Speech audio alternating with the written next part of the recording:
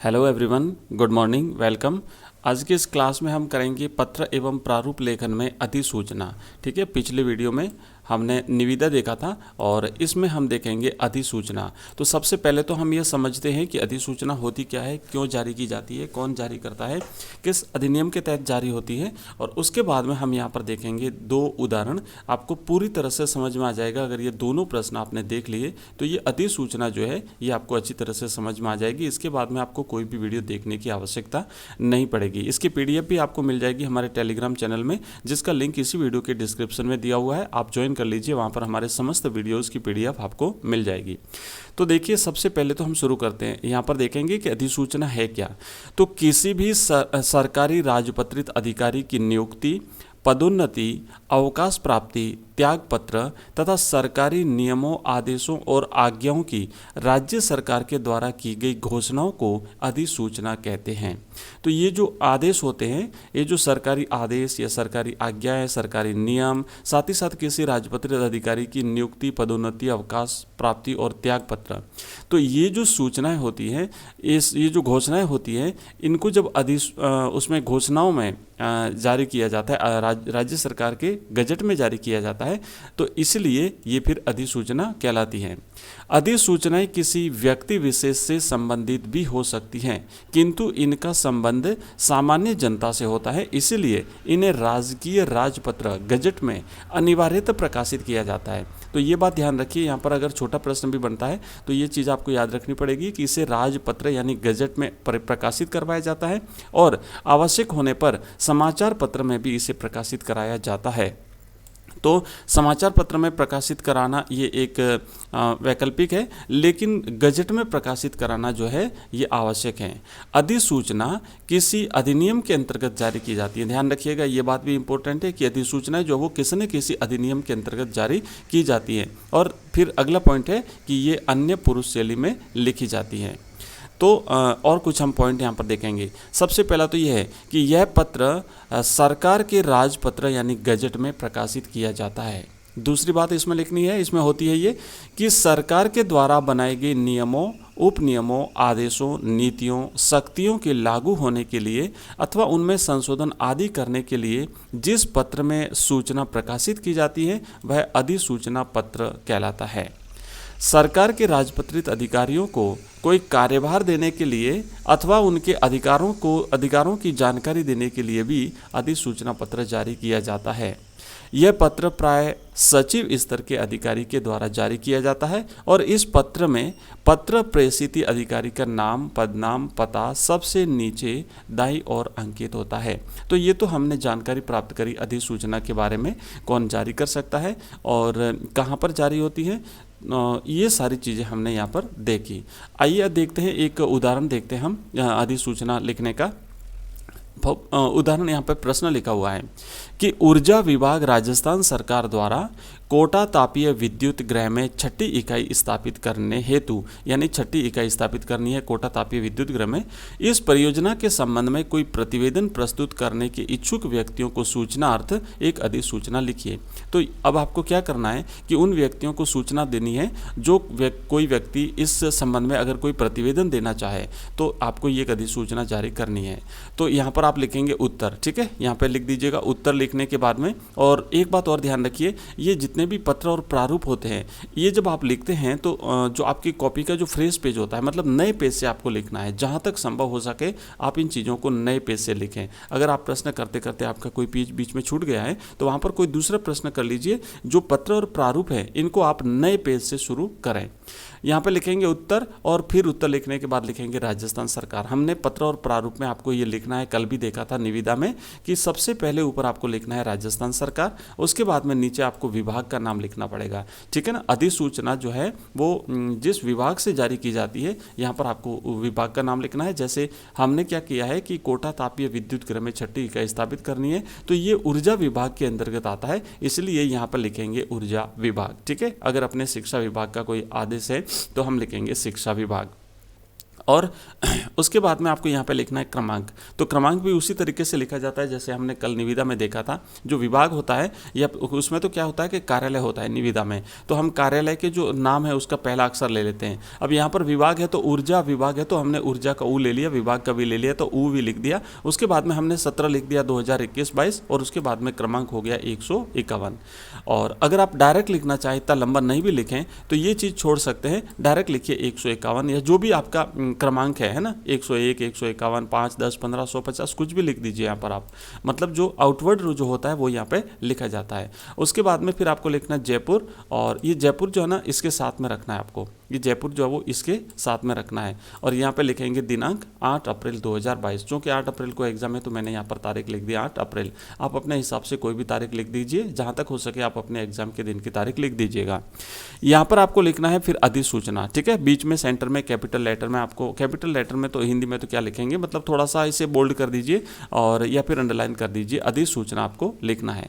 अब अधिसूचना लिखने का जो फॉर्मेट होता है ना वो यहाँ से शुरू करेंगे कि राजस्थान सरकार केंद्रीय अधिनियम 1948 की धारा 29 की उप धारा 2 के अंतर्गत, ये चीज़ आपको याद करनी पड़ेगी, केंद्रीय अधिनियम 1948 की धारा इतने की उप धारा इतने के अंतर्गत, यहाँ पर जो अधिनियम जो है ना एक्ट है, अधिनियम है, उसका हवाला देना पड़ेगा। तो इस तरीके से आप लिखेंगे, तो लिखेंगे कि अंतर्गत प्रदत्त शक्तियों का उपयोग करते हुए, क्योंकि इस अधिनियम के तहत जो शक्तियां दी हुई है उन शक्तियों का उपयोग करते हुए कोटा तापीय विद्युत गृह कोटा में 6ठी इकाई स्थापित करना चाहती है। कौन? राजस्थान सरकार, ठीक है ना। राजस्थान सरकार कोटा तापीय विद्युत गृह में 6ठी इकाई स्थापित करना चाहती है। और ये किसके तहत जो है वो स्थापित कर रही है, तो ये जो केंद्रीय अधिनियम 1948 है उसकी धारा 29 है, उसकी धारा 29 के अंतर्गत धारा 2 के अंतर्गत जो शक्तियां दी हुई है सरकार को, उन शक्तियों का उपयोग करते हुए सरकार जो है वो कोटा तापीय विद्युत गृह में 6ठी इकाई स्थापित करना चाहती है। अतः एतद द्वारा सूचित किया जाता है कि यदि कोई भी इस परियोजना के संबंध में कोई प्रतिवेदन करने का इच्छुक हो तो वह अपना प्रतिवेदन इस अधिसूचना जारी होने के 2 माह की अवधि के अंदर जो है अपना प्रतिवेदन दे सकता है। तो यहाँ पर क्या करना है कि जो व्यक्ति प्रतिवेदन देने के इच्छुक है उन तक ये सूचना पहुँचानी है कि भाई हम ये काम करने वाले हैं, और अगर आप इस संबंध में कोई प्रतिवेदन देना चाहो तो आपको समय दिया गया है 2 महीने के भीतर आप जो है अपना प्रतिवेदन प्रस्तुत करेंगे। साथ ही साथ ये प्रतिवेदन कहाँ करेंगे उसका हवाला देना है। तो यहाँ पे आपको लिखना है कि कोई इच्छुक हो तो अपना प्रतिवेदन इस अधिसूचना जारी होने के 2 माह की अवधि के अंदर सचिव राजस्थान राज्य विद्युत वितरण निगम विद्युत भवन विद्युत मार्ग ज्योति नगर जयपुर को प्रेषित कर सकता है। तो ये यहाँ पर आप इनको देना पड़ेगा। और साथ ही साथ हमने ऊपर देखा कि ये जो अधिसूचना होती है वो सचिव स्तर के अधिकारी द्वारा जारी की जाती है, तो सीधा सचिव को ही प्रेषित करना पड़ेगा इनको अपना प्रतिवेदन। और इसके बाद में हम यहाँ पे लिखेंगे राज्यपाल महोदय की आज्ञा से। ऊपर भी आप लिख सकते हैं कि राज्यपाल महोदय की आज्ञा से, इस तरीके से, और यहाँ पर भी अगर आप नीचे भी लिख सकते हैं, ठीक है, राज्यपाल महोदय की आज्ञा से। और अब नीचे दाईं तरफ जो है वो यहाँ पर रहेंगे हस्ताक्षर। जो सचिव स्तर का जो अधिकारी होता है जो ये अधिसूचना जारी करता है वो अपना हस्ताक्षर करेगा और अपना नाम लिखेगा, कोष्टक में अपना नाम लिखेगा, ऊपर उसके हस्ताक्षर होंगे, साइन होंगे, ठीक है ना। और उसके बाद उसका नाम होगा और उसके बाद उप शासन सचिव ऊर्जा विभाग। तो ये जो है उसका पता यहाँ पर लिखा जाएगा, एड्रेस लिखा जाएगा। थोड़ा सा नीचे जब ये खत्म हो जाता है, कंप्लीट हो जाता है, तो इसके जस्ट नीचे आपको लिखना पड़ेगा प्रतिलिपि निम्नलिखित को सूचनार्थ प्रेषित, या फिर प्रतिलिपि भी है ना, प्रतिलिपि। तो या इस तरीके से करके आप नीचे लिखेंगे कि ये जो प्रति है ना इसकी कॉपी किस किस को भेज रहे हैं। तो एक यहाँ पर पॉइंट नंबर 1 लगा के आपने लिखा है सचिव राजस्थान राज्य विद्युत वितरण निगम जयपुर, और दूसरा है अधीक्षक का राजकीय मुद्रणालय जयपुर। ये जो दूसरा पॉइंट है ना ये सभी अधिसूचनाओं में लिखा जाता है। ये जो ऊपर वाले पॉइंट है ये तो क्या होता है कि जिस विभाग से संबंधित है उसके सचिव को लिखा जाता है। शिक्षा विभाग है तो यहाँ पे शिक्षा विभाग आ जाएगा, सचिव शिक्षा विभाग, और कोई विभाग है तो उसके सचिव को आ जाएगा। लेकिन दूसरा जो पॉइंट है ना ये पॉइंट दूसरा या तीसरा भी हो सकता है, क्योंकि अगर हम ज़्यादा प्रतिलिपि अगर किसी को भेजते हैं तो पॉइंट बढ़ते जाएंगे। लेकिन अंतिम जो पॉइंट रहेगा वो इसमें ये लिखा जाएगा अधिसूचना में कि अधीक्षक राजकीय मुद्रणालय जयपुर, क्योंकि ये गजट में प्रकाशित होती है और अगर हम इनको एक कॉपी भेजेंगे तभी हमारी ये जो अधिसूचना है वो गजट में प्रकाशित होगी। तो राजकीय मुद्रणालय जयपुर को एक प्रति भेजना आवश्यक है। तो अंत में आप ये लिखेंगे। तो इस तरीके से 2-3 पॉइंट आप लिख सकते हैं। तो ये एक अधिसूचना हमने देखी, बिल्कुल सिंपल सा फॉर्मेट है। आपने कल हमने जैसे निविदा देखा था, निविदा में क्या होता है कि टेबल बनानी पड़ती है, और अगर इतनी चीज़ें आप लोगों को याद नहीं रहे तो ये अधिसूचना जो बिल्कुल सिंपल सी है आप लिख सकते हैं। ऊपर आएगा सरकार का नाम, उसके बाद विभाग का नाम, उसके बाद में क्रमांक और दिनांक, उसके बाद में अधिसूचना, फिर अधिसूचना में ये आपको विवरण देना है,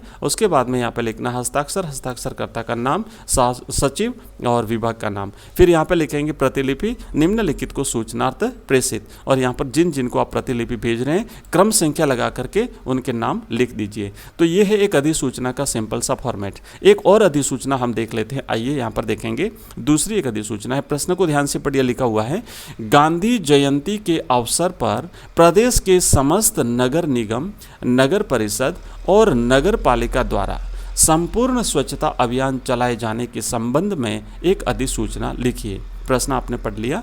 ऊपर यहाँ पर शुरू करेंगे राजस्थान सरकार, बिल्कुल सिंपल सा, यहाँ पर आप लिख दीजिए अपना उत्तर। ठीक है, नए पेज से शुरू करनी, मैंने पहले ही बता दिया, फ्रेश पेज से शुरू करिएगा। यहाँ पे लिखेंगे आप उत्तर, उसके बाद आपको सबसे पहले लिखना है राजस्थान सरकार, उसके बाद नीचे विभाग का नाम आएगा, तो हम यहाँ पे लिखेंगे स्वायत्त शासन विभाग, शासन सचिवालय जयपुर। फिर आएगा क्रमांक और दिनांक। तो क्रमांक आप है ना डायरेक्ट, जैसे मैंने कहा पहले भी आपको, इस तरीके से आप डायरेक्ट भी लिख सकते हैं, है ना। यहाँ पर कुछ भी क्रमांक लिख दीजिए, अपना क्रमांक आप 1 से लेकर के शुरू करके कुछ भी लिख दीजिए। इधर आएगा क्रमांक और यहाँ पर राइट हैंड साइड में आएगा आपका दिनांक, दिनांक जो एग्जाम का दिन है वो लिख दीजिए, आप कोई भी लिख सकते हैं। उसके बाद में फिर आपको लिखना है अधिसूचना, और यहाँ पर हम लिखेंगे महामहिम राज्यपाल की अनुशंसा के आधार पर, जैसे हमने पिछली वाली अधिसूचना में यहाँ पर लिखा था राज्यपाल महोदय की अनुशंसा के आधार पर, यहाँ पर हम डायरेक्ट लिखेंगे राज्यपाल, महामहिम राज्यपाल की अनुशंसा के आधार पर राज्य सरकार के आदेश क्रमांक, ये आदेश का हवाला यहाँ पर दिया जाता है कि इस आदेश के तहत, मतलब इस शक्तियों का प्रयोग करते हुए हम जो ये काम कर रहे हैं वो किसके तहत कर रहे हैं, तो उसका हवाला दिया जाता है कि अनुपालना में गांधी जयंती पर प्रदेश के समस्त नगर निगमों, नगर परिषदों और नगर पालिकाओं द्वारा संपूर्ण स्वच्छता अभियान के अंतर्गत स्वच्छ नगर स्वच्छ आवास अभियान चलाया जाएगा। अभियान में जन सहभागिता महत्वपूर्ण रहेगी। तो आम जनता की सूचनार्थ जो है आपको एक ये अधिसूचना जारी करनी है कि हम ये आगे आने वाले इस कार्यक्रम के तहत हम ये कार्य करने वाले हैं। यहाँ पर रहेगा हस्ताक्षर, उस हस्ताक्षरकर्ता का नाम रहेगा यहाँ पर। उसके बाद में ये जो जारी कौन कर रहा है तो उप शासन सचिव, शासन सचिवालय है। और उसके बाद में यहाँ पर आएगा प्रतिलिपि सूचनार्थ, ठीक है ना। प्रतिलिपि निम्नलिखित को सूचनार्थ प्रेषित, ऐसा भी लिख सकते हैं और सीधा लिख सकते हैं प्रतिलिपि सूचनार्थ। अब ये प्रतिलिपि किस किस को भेज रहे हैं, यहाँ पर आप पॉइंट वाइज जो है उनके लिख दीजिए नाम। तो यहाँ पर लिखेंगे कि समस्त विभागाध्यक्ष राजस्थान सरकार जयपुर, उसके बाद में समस्त जिला कलेक्टर, और फिर लिखेंगे हम अधीक्षक राजकीय मुद्रणालय जयपुर। तो ये तीसरा पॉइंट आप इस तरीके से लिखेंगे। इनको एक प्रति भेजनी होती है, और चूंकि ये पूरे राज्य में जितनी भी नगर निगम, नगर परिषद, नगर पालिका है उनके लिए है, तो प्रत्येक जिले के कलेक्टर को भी आपको एक प्रति भेजनी पड़ेगी, और साथ ही साथ जो विभागाध्यक्ष हैं उन सबको भी आपको ये प्रति भेजनी पड़ेगी।